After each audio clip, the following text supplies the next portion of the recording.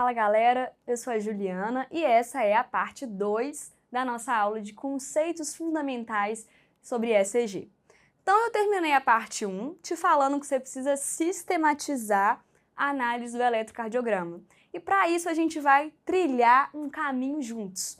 O nosso mascote, o Lux, vai caminhar com a gente e vai apontar cada uma dessas 8 etapas. Então conserta essa coluna, se ajeita aí na cadeira e bora lá. Pergunta de $1 milhão. Qual a primeiríssima coisa que você precisa saber, que você precisa fazer quando você pega um eletro? Você precisa conferir. Primeiro, conferir a identificação, então o nome do paciente, a data e o horário, isso não é brincadeira, isso é muito importante. E segundo, conferir se o registro do ECG está adequado. Você já sabe, né, que o ECG ele é registrado em um papel milimetrado cheio de quadradinho. E cada quadradinho tem 1 milímetro por 1 milímetro, né, de lado. Então, a parte vertical do quadradinho ela equivale a 0,1 milivolt. Então, no exame, isso vai estar escrito um pouquinho diferente. Vai estar assim, ó, 10 milímetros por milivolt. É a mesma coisa, é só fazer a regra de 3 que você vê que 10 milímetros vão equivaler a 1 milivolt. E na parte horizontal, um quadradinho equivale a 40 milissegundos, ou 0,4 segundo. E isso só acontece se a velocidade de rolagem do papel estiver certa, que é 25 milímetros por segundo. Gente, tudo que eu falar a partir de agora nessa aula, eu estou considerando que essas configurações estão exatamente desse jeito. Eu já vi um erro grave de interpretação de eletro que quase causou dano para um paciente, porque ninguém prestou atenção, ninguém viu que estava diferente desse padrão, por isso que as voltagens estavam todas alteradas, quase que o paciente foi parar num cateterismo de urgência por causa de um erro de registro, quando na verdade, quando repetiu o eletro, era totalmente normal. Então isso é muito importante, é o passo número 1. É claro que vai ter algumas situações muito específicas que eu posso querer de propósito mexer nessas configurações, mas não vem ao caso aqui hoje. Então, olha aqui esse eletro. Tudo que a gente aprender nessa aula, a gente vai treinar nesse exame bonitão aqui. Então, nesse caso, o tipo de registro está informado aqui embaixo. Olha só, velocidade 25 milímetros por segundo, ok? E 10 milímetros por milivolt, perfeito. Aquele desenhozinho ali do lado também significa que está tudo certo quando ele envolve 2 quadradões empilhados, ou seja, 10 quadradinhos. Então, esse é o primeiro passo, conferir. Segundo passo, avaliar frequência cardíaca e ritmo. Isso aqui tem que saltar aos olhos bem no início da sua análise. Conferiu que está tudo certo? Frequência e ritmo. Então, existe uma fórmula bem bobinha para calcular a frequência cardíaca se o ritmo for regular, ou seja, se os complexos QRS tiverem a mesma distância entre si. Basta dividir 1.500 pelo intervalo RR em quadradinhos e você tem a sua frequência. Então, vamos testar naquele eletro. Peguei aqui aleatoriamente a derivação D3 e eu vou medir a distância entre 2 complexos QRS, que é o intervalo RR. Eu contei já e deu mais ou menos 23 quadradinhos. Então, 1.500 dividido por 23 me dá uma frequência de 65, mais ou menos, batimentos por minuto, ou seja, totalmente normal. Agora, se o ritmo for irregular, por exemplo, uma fibrilação atrial, cada hora o intervalo RR vai ser de um tamanho, então essa fórmula não funciona. Então, nesses casos, eu faço o seguinte, eu vou olhar para a derivação D2 longo. É a mesma derivação D2, que você já sabe qual que é, só que o exame avalia ela por 10 segundos. Então, você consegue ver a atividade elétrica por mais tempo. Então, se eu tenho um número de complexos QRS que foram captados em 10 segundos, é só multiplicar por 6 que eu descubro quantos batimentos tem em 1 minuto. Eu descubro a frequência cardíaca. Então, vamos só simular nesse mesmo eletro. Então, repara que a derivação D2 aparece 2 vezes. Uma vez ali, normal, entre o D1 e o D3, com tamanho igual às outras, e outra vez aqui embaixo, olha só, ocupa todo o espaço do exame. Esse é o tal do D2 longo, que dura 10 segundos. Então, é só eu contar quantos QRS que apareceu em 10 segundos e multiplico por 6. Aqui eu contei 10 QRS, tem uns aqui atrás de mim, então é só multiplicar 10 vezes 6, que me dá uma frequência de 60 batimentos por minuto, bem aproximado da outra fórmula, né? Então, tudo tranquilo. Frequência cardíaca, simples assim. Mas eu também preciso avaliar o ritmo, ou seja, quem que está comandando esse coração.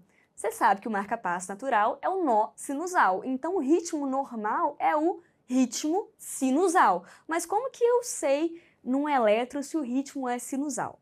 Olha, na parte 1 dessa aula eu te contei que o nó sinusal ele emite um estímulo que forma esse vetor resultante, essa setinha para baixo e para a esquerda, que faz a despolarização dos átrios e vai gerar a queridíssima da onda P. Então, esse é um pré-requisito para o ritmo ser sinusal. A setinha tem que sair lá de cima, onde está o nó sinusal, e tem que vir para baixo e para a esquerda. É um pré-requisito. Então, como que eu vou saber isso olhando para o ECG? Pelas minhas derivações frontais, olha só que lindeza. Se a setinha está vindo para cá, essas derivações aqui, essas 3 derivações de baixo, D1, D2 e AVF, vão anotar uma onda P positiva. Está vindo na direção delas. As outras ali, D3, AVL ali em cima, até pode ter uma onda P positiva, depende do ângulo exato da setinha, mas não fazem muita diferença. O que eu tenho certeza é que D1, D2 e AVF vão ter uma onda P positiva, se a onda P for sinusal normal. E como consequência disso, eu tenho outra certeza. A derivação lá de cima, AVR, com certeza vai anotar uma onda P negativa. Lembra que eu te falei que é como se a AVR fosse os olhinhos do nó sinusal? É claro que o estímulo sinusal está se afastando de AVR. Por isso que a onda P normal sempre vai ser negativa em AVR. Então, resumindo, para ser um ritmo sinusal, eu preciso ver uma onda P positiva em D1, D2 e AVF, que é esse quadrante aqui de baixo, entre 0 e mais 90 graus, e, por consequência, a onda P vai ser negativa em AVR. E tem mais uma coisinha para ser ritmo sinusal, uma terceira coisa. Um ritmo sinusal normal sempre tem um QRS depois de cada onda P, ou seja, para cada estímulo lá de cima, eu tenho uma despolarização dos ventrículos correspondente aqui embaixo, como deve ser. Então, isso é o que define um ritmo sinusal normal. Então, vamos ver se esse eletro aqui é sinusal. O primeiro critério está correto. Olha só, D1, D2 e AVF, todas têm onda P positiva. O segundo critério também está correto. AVR com ondinha P negativa, se afastando dos olhinhos de AVR. E o terceiro critério também está correto. Se você olhar aqui embaixo no D2 longo, você vai ver que 100% das ondas P vão ter logo na sua frente um complexo QRS. E não tem nenhum QRS que veio sozinho sem onda P. Então, eles são inseparáveis num ritmo sinusal normal. Bom, então esse é o segundo passo, frequência cardíaca e ritmo. A partir de agora, a gente vai simplesmente ir seguindo as ondas do ciclo cardíaco na ordem que elas aparecem. Então, o próximo passo, a gente já até começou a falar sobre ela, é a onda P, que é a primeira onda que aparece no eletro. Então, a onda P, gente, ela é uma fofinha. Ela representa a despolarização dos átrios. Então, além de me dar informação sobre o ritmo que a gente acabou de ver, ela também me dá informação sobre como que estão os meus átrios. Mas para isso eu preciso saber como que é uma onda P normal. Então é o seguinte, a amplitude da onda P, a altura, tem que ser menor do que 3 milímetros, 3 quadradinhos. E a largura, a duração, também tem que ser menor que 3 milímetros. Então guarda que a onda P tem que ser menor que 3 por 3. Se atingir 3, está errado. Então, se a amplitude estiver aumentada, se ela estiver pontudona, isso é um indício de sobrecarga atrial direita. Vai ser essa onda P bem pontuda, igual uma espada. Isso pode acontecer na doença pulmonar, por exemplo, que vai causar insuficiência cardíaca direita. Agora, se a largura que estiver aumentada, se ela estiver maior que 3, durando muito tempo, é um indício de sobrecarga atrial esquerda. E aí, nesses casos, eu posso até ver nitidamente esse entalhe grande na onda P. Ela pode ficar parecendo aquele desenho do Pequeno Príncipe, do chapéu, do elefante. Eu espero que você tenha pegado essa referência, por favor, né? Então, esse entalhe, ele pode aparecer num eletro normal, mas ele é discreto. Se ele for muito grande, esse entalhe, maior do que um quadradinho, é um indício de sobrecarga atrial esquerda. Então, vamos olhar o nosso eletro. Qual é a melhor derivação para avaliar a onda P? Eu já te contei que é a derivação D2. Ela assiste de camarote à despolarização dos átrios. Então, se eu der um zoom em D2, você vai ver que a onda P é totalmente normal. Tanto a amplitude quanto a largura são menores do que 3 quadradinhos. Eu até vejo um pequeno entalhe, mas nada importante para pensar numa sobrecarga de átrio esquerdo. Mas, gente, só um parêntese. O eletrocardiograma não é um exame muito sensível para detectar sobrecarga de câmaras cardíacas, tanto atrial quanto ventricular. Pode ser que ele não detecte, mas quando ele detecta, ele costuma ser muito específico. E aí ele nos dá essa informação. Ok, então, nós já vimos a onda P, bora para o quarto passo, intervalo PR. Gente, o intervalo PR vai ser a grande estrela da nossa aula de bradiarritmias. Você vai ver em breve. Mas enquanto isso, deixa eu dar umas pinceladas sobre ele. Você lembra que aquela linha entre a onda P e o QRS representa aquele atraso que o estímulo sofre pelo nó atrioventricular. Um atraso que é fisiológico. E essa linha recebe o nome de segmento PR. Se eu incluir também a duração da onda P, aí sim eu tenho o famoso intervalo PR, que é muito importante para analisar os bloqueios atrioventriculares, as síndromes de pré-estação, tipo Wolff-Parkinson-White, enfim, assuntos para outro momento. O intervalo PR normal, ele dura entre 3 a 5 quadradinhos, ou seja, 120 a 200 milissegundos. Então, vamos avaliar isso lá no nosso eletro? Olhando para a derivação D2, eu vou medir ali desde o início da onda P até o início do QRS. Se você reparar, dá um pouco menos do que 4 quadradinhos, então eu tenho um intervalo PR normal, que é entre 3 a 5 quadradinhos, então tudo certo. Ok, já entendemos o intervalo PR, vamos então para o próximo passo. No nosso ciclo cardíaco, a próxima parte é ele, é o complexo QRS, que representa a despolarização ventricular. E aí eu preciso avaliar principalmente duas coisas sobre o complexo QRS, o eixo e a morfologia. Opa, pausando aqui rapidinho. A aula volta em segundos, mas deixa eu te perguntar uma coisa. Você já parou para pensar por que você aprende mais rápido com a Med Review?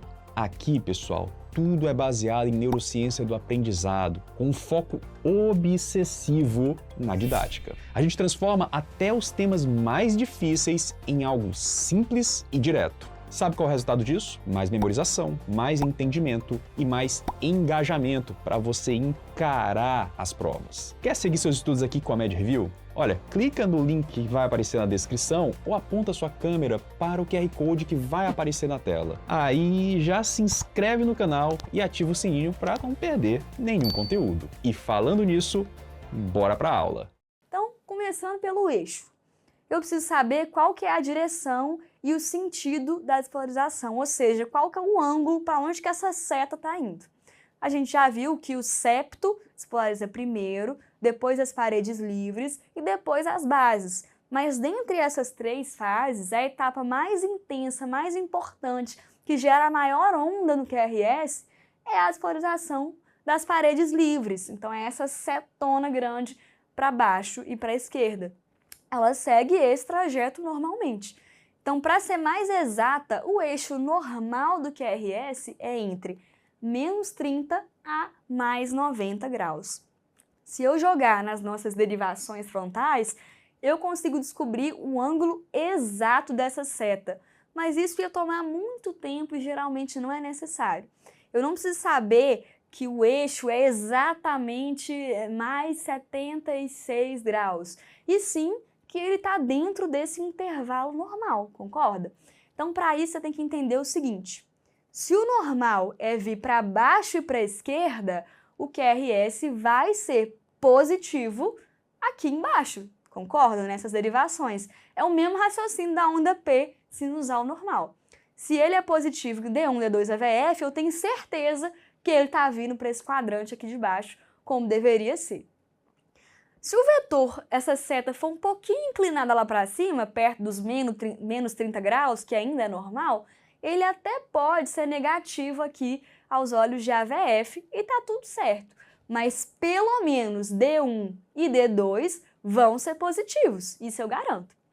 E por consequência, se o QRS é positivo em D1 e D2, do lado de cá, com certeza ele tem que ser negativo aonde?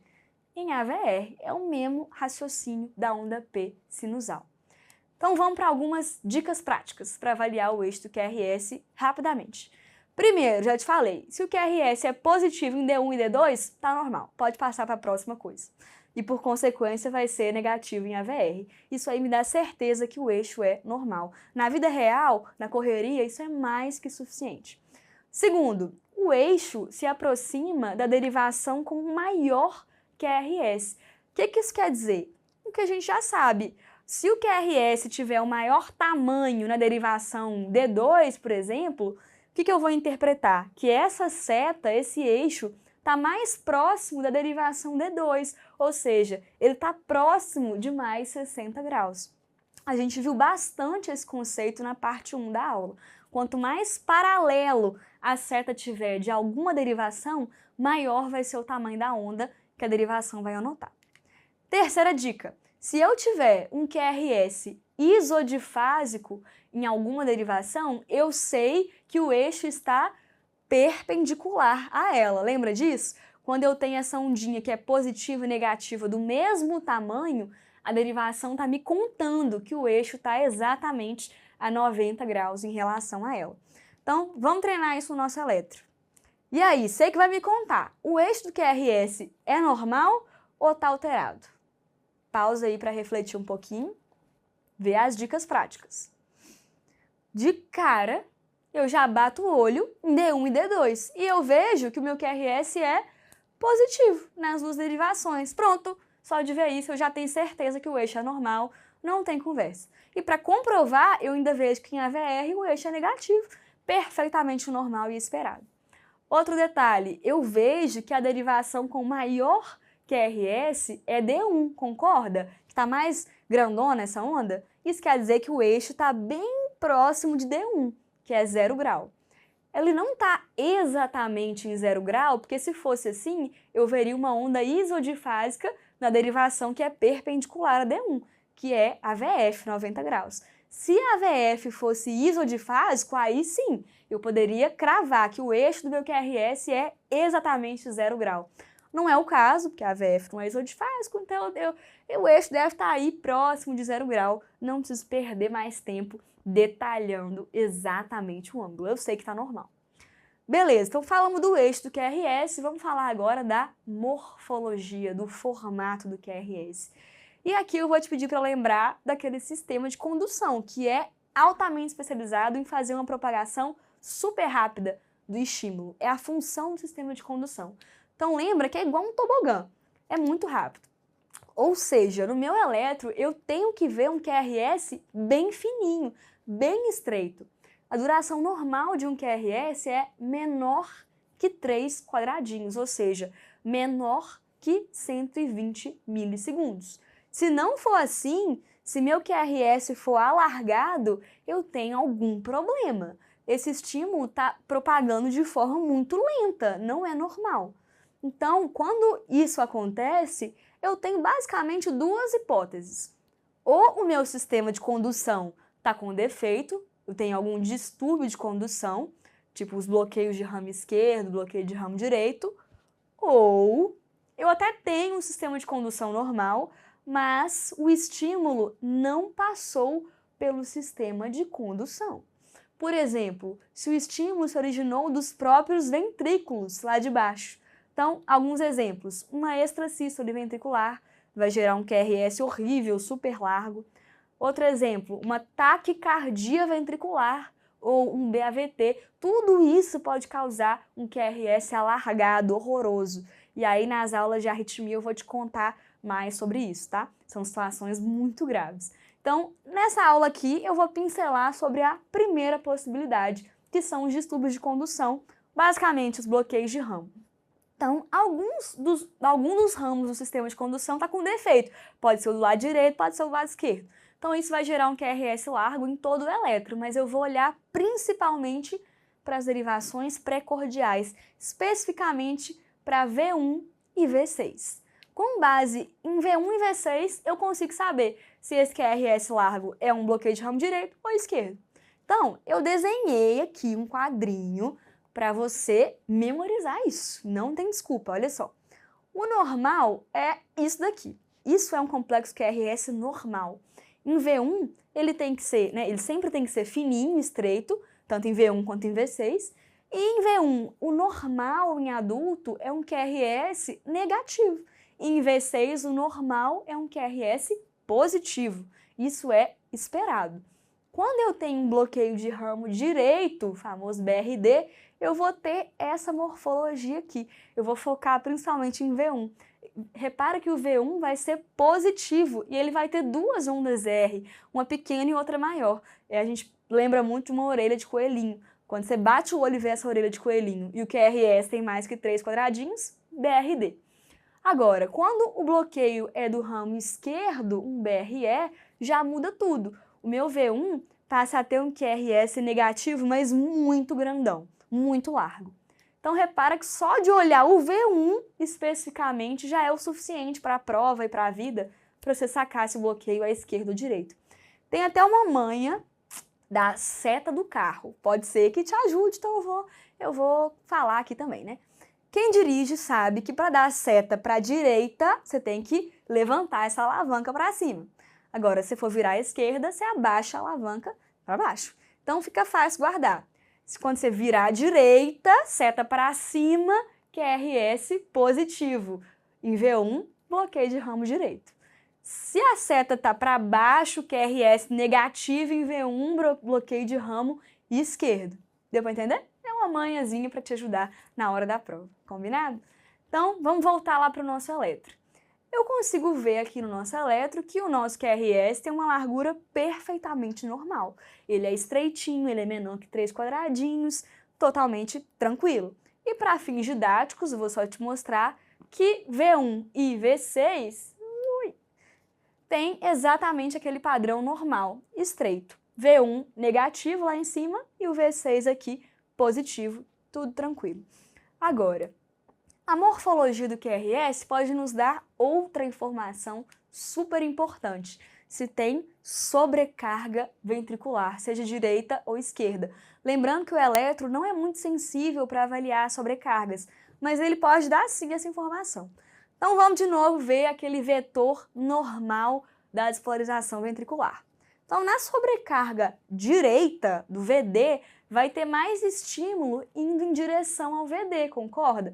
Então, a alteração mais marcante é o desvio do eixo para a direita. Ou seja, ele vai estar acima de mais 90 graus, o que significa que o QRS vai ser negativo em D1 e pode ser até positivo lá em AVR. Olha que loucura, vai depender do ângulo exato aí dessa seta. Então, se eu olhar para as derivações precordiais, em vez de ver um V1 com QRS negativo, que é assim, que é o normal, eu posso ver um V1 com QRS positivo, mesmo sem ter bloqueio de ramo direito. Então, isso tudo indicando que o eixo do QRS está mais voltado para frente, que ele está desviado para frente, que é onde fica o ventrículo direito. Então, essas são as principais alterações que nos fazem pensar em sobrecarga de VD no eletro. Agora, a sobrecarga do VE é mais interessante. Então, deixa eu voltar de novo para a setinha normal.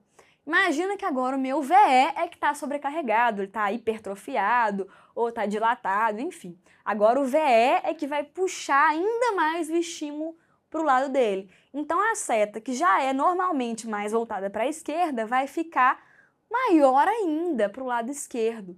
Como a intensidade ficou muito maior, porque eu tenho mais massa ali, né, muscular, essas derivações aqui vão anotar ondas ainda maiores. Então, o meu QRS vai ficar o quê?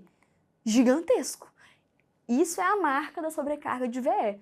E aí vão existir alguns critérios que vão levar em conta esse aumento de amplitude para detectar a sobrecarga de VE. O mais famoso, que você já ouviu falar, é o tal do Sokolov-Lyon.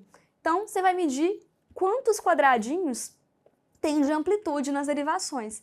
Especificamente no Sokolov-Lyon, você vai medir a onda S de V1 ou V2, você vai escolher a que for maior, e vai somar com a onda R de V5 ou V6, a que for maior. Se esse valor for maior que 35 quadradinhos, pronto, positivo para sobrecarga de VE. Tem lugar que fala para considerar maior que 40 se a pessoa for muito jovem, mas guarda o número 35 que é sucesso. Tem um outro critério que é mais sensível que chama índice de Cornell. Ele é bem parecido, só que ele usa derivações diferentes. Você vai medir quantos quadradinhos tem a onda S de V3 e somar com os quadradinhos da onda R de AVL. Ele vai ser positivo para sobrecarga de VE, se for maior que 28 em homens e maior que 20 nas mulheres. E tem também um outro critério bem facinho, que é basicamente medir só a onda R em AVL. Se você mediu a onda R e viu que ela é maior do que 11 quadradinhos, que é uma onda R muito grande para AVL, pimba, positivo para sobrecarga de VE. Então a gente pode usar qualquer um desses critérios, inclusive a combinação deles na suspeita de sobrecarga de VE. E aqui, só para você treinar na prática, vamos calcular o Sokolov-Lyon do nosso eletro aqui de base. Então, eu vou medir a onda S, que é negativa, de V1 a V2. Eu vou medir V2, que ela está um pouquinho maior. E deu mais ou menos 12 quadradinhos, então 12 aqui. Agora eu vou somar com a onda R de V5 a V6. Olhando aqui, V6 está um pouquinho maior, então eu vou medir a onda R de V6, que coincidentemente também deu mais ou menos uns 12 quadradinhos. Então, 12 mais 12, 24, ou seja, está muito longe da sobrecarga, né, que é a parte de 35 para o Sokolov-Lyon. Então, nada de sobrecarga por esse eletro aqui. Bom, a gente falou bastante do complexo QRS, mas vamos para frente. O que é que vem depois do meu QRS? Vem aí o segmento ST, talvez uma das partes mais importantes do nosso ECG. Então, relembrando, o segmento ST é essa parte entre o fim do QRS e o início da onda T. Geralmente é uma linha reta, mas pode existir algum grau de desnivelamento, tanto para cima, que é o supradesnivelamento, quanto para baixo, que é o infradesnivelamento. Essas alterações de segmento ST são clássicas de um tipo muito grave de síndrome coronariana aguda. Pensa aí no famoso e no temido infarto com supra de ST. Você vai aprender tudo sobre isso lá na aula da professora Letícia, não precisa se preocupar. Mas eu quero só aproveitar o momento para te lembrar que nem toda alteração de ST significa infarto. Olha só alguns exemplos de alterações de ST que não são infarto. Então, repolarização precoce, que é uma alteração fisiológica, principalmente em jovens, pode ter um leve supra de ST no eletro e não está infartando. Outra causa é pericardite aguda, que pode dar um supra difuso de ST no eletro. Vários distúrbios eletrolíticos, principalmente do potássio, cálcio e magnésio. O próprio BRE, bloqueio de ramo esquerdo, pode ter um supra, e a sobrecarga de ventrículo. Então, guarda isso, o supra de ST não é exclusividade do infarto, ok?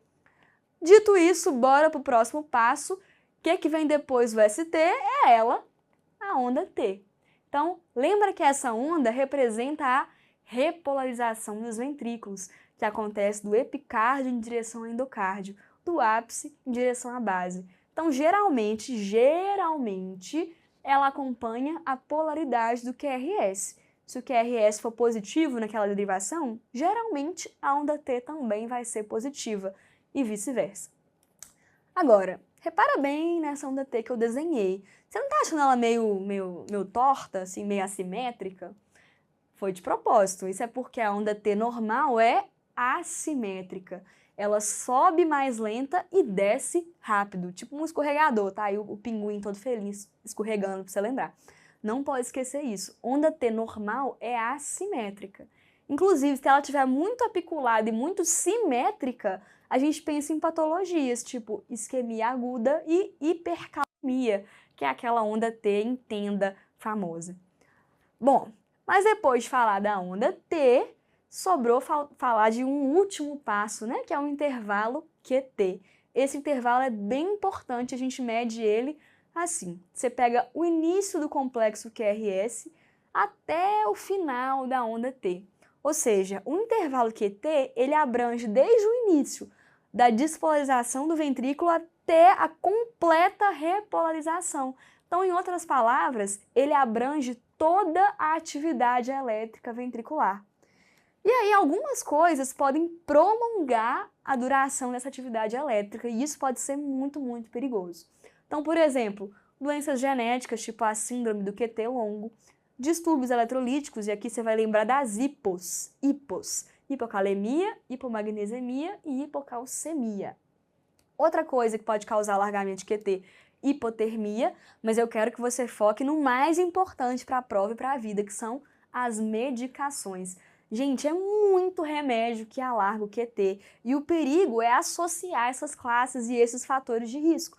Então, vou deixar aqui um quadrinho com as principais medicações para você consultar sempre que quiser. Então, a gente tem antiarrítmicos tipo amiodarona, sotalol, procainamida, antipsicóticos diversos, alguns antibióticos tipo os macrolídeos e as quinolonas, antidepressiva, enfim, várias medicações que você precisa se atentar. Beleza, Juliana, já entendi que várias coisas podem alargar o QT, mas qual que é a relevância disso?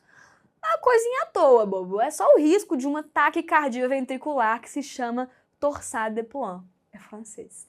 Então, isso aqui é uma arritmia gravíssima e eu vou te contar mais sobre ela lá na nossa aula de taquiarritmias. Mas eu quis trazer aqui só para você entender a importância de avaliar o intervalo QT do seu paciente, principalmente se ele usa ou vai usar alguma dessas medicações.